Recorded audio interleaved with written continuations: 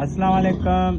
तो कुछ भाई जो है ना मेरे को टिकटॉक पर कमेंट कर रहे थे कि भाई ये जो टॉप है ना, ये टॉप मेरे पास पड़ा हुआ है, लेकिन मैं ये टॉप इस्तेमाल करता हूँ गोल दामन के लिए। ये बात ये रह जाती है कि हम ये टॉप लगाए गोल दामन घुमा लेते हैं, लेकिन आस्ता आस्ता जो है ना हम इसके आदी बन जाते हैं। फिर इस सीज़न के टाइम या कुछ ऐसे टाइम बहुत सारा काम आ जाता है, तो फिर इसको कौन चेंज करे, ये लगाइए। तो लिहाजा इस पर ही आपका हाथ जो है ना सेट कर ले। तो मैं घुमा के दिखा देता हूँ, इस पर भी सेम वही बात आ जाती है, लेकिन फिर मैं आपको इसका रिजल्ट जो है ना दिखा देता हूँ।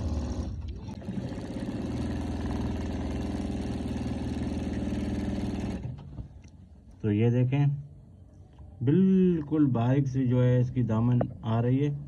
ये देखें, बिल्कुल सेम यही टाप की तरह जो है ना ये करता है, लेकिन लिहाजा आप इसी टाप को जो है ना इस्तेमाल करें, इसी टाप पे जो है ना अपना हाथ सेट करें, तो इससे आपको टाइम की बहुत बचत होगी। मेहरबानी।